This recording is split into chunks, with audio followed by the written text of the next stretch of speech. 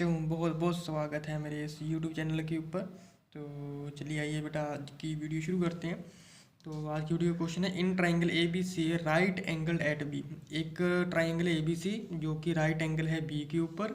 अगर कह रहा है कि tan A is equal to 1/√3 value है, तो फाइंड करो value sine A cos A plus cos A sine C की। Second cos A minus sine A sine सी।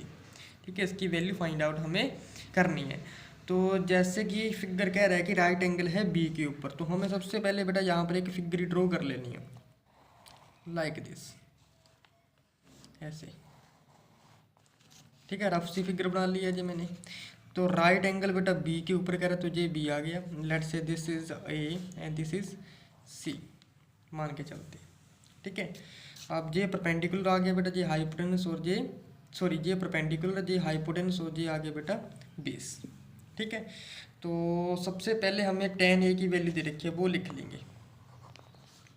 बेटा। सबसे पहले दे रखा है कि tan ए जो है वो किसके बराबर है, 1/√3 के बराबर है। ठीक है, ओके। अब tan किसके बराबर होता है, परपेंडिकुलर अपॉन बेस। जब आप कंपेयर करोगे P1 है, B√3 है, P1 है बेटा, और जो B है वो है √3 कंपेयर करने के बाद।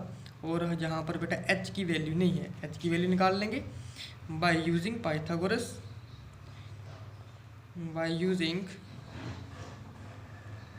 Pythagoras theorem. तो वो क्या कहती है बेटा, हाइपोटेनस का स्क्वायर किसके बराबर होता है, परपेंडिकुलर स्क्वायर प्लस बेस के स्क्वायर के बराबर होता है। h की वैल्यू निकालनी है, एज इट इज रख लेंगे। p की वैल्यू कितनी दे रखी है, 1 का स्क्वायर √3 का स्क्वायर, बेस है वो। तो बेटा यहाँ पर h स्क्वायर किसके बराबर आ जाएगा, 1 का स्क्वायर 1 होता है, √3 का स्क्वायर बेटा 3 होगा, ये आ जाएगा बेटा 4। तो यहाँ से h की वैल्यू कितनी आ गई बेटा, √4, और h आ गया, रूट टूट जाता है 4 का, 2 आ गया बेटा। तो यहाँ से बेटा हमारे पास वैल्यू निकल के आ गई, P1 है, B√3 है बेटा b की वैल्यू, और h की वैल्यू जो है बेटा वो है 2। तीनों वैल्यू निकल के आ गई। ठीक है, अब आसानी से क्वेश्चन निकल जाएगा। अब उससे भी पहले बेटा हमें क्वेश्चन में देख लो, एक साइन है, कोस है, साइन है, कोस है, इसके अलावा और कुछ नहीं है। तो हमें बेटा साइन और कोस की वैल्यू निकाल लेनी है पहले। ठीक है, और वो भी निकालने में सर ये एंगल देख करके, ट्राइंगल सामने आप लोगों के। तो सबसे पहले आ जाएगा बेटा हमारे पास साइन, वैल्यू निकाल लेंगे पहले। तो वैल्यू निकाल लेते हैं बेटा साइन ए की, साइन ए। अब साइन किसके बराबर होता है बेटा, वो होता है परपेंडिकुलर अपॉन हाइपोटेनस के बराबर होता है। ठीक है, तो यहाँ पर जो परपेंडिकुलर है ये वाला बेटा, ये आ गया बेटा हमारे पास 1, और ये बेस है बेटा √3, और ये बेटा हाइपोटेनस है जो हमने अभी वैल्यू निकाल ली कितनी, 2। ठीक है, अब साइन की वैल्यू निकालनी है बेटा एंगल ए से, इस एंगल से निकालनी है ए से।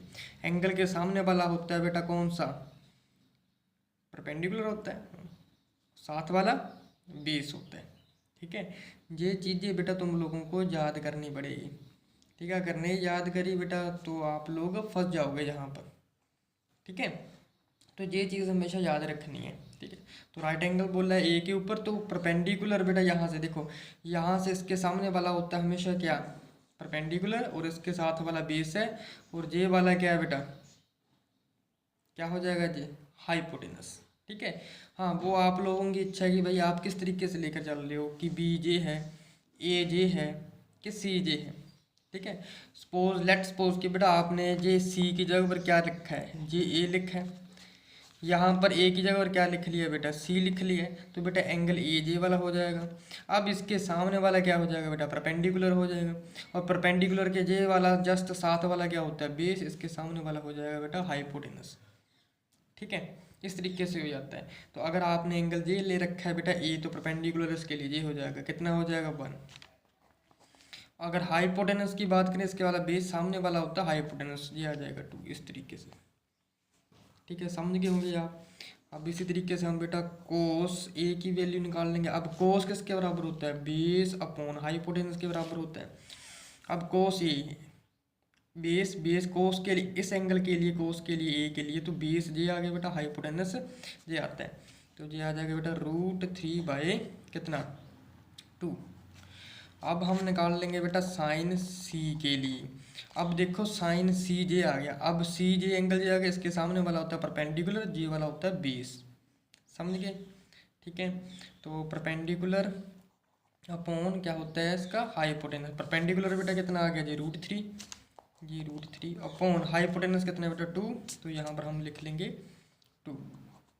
अब इसी तरीके से हम निकाल लेंगे बेटा कोस सी की वैल्यू निकाल लेंगे, तो क्या होता है बेस अपॉन हाइपोटेनस, तो ये आ गया 1/2 में हो। आप समझ गए होंगे बेटा।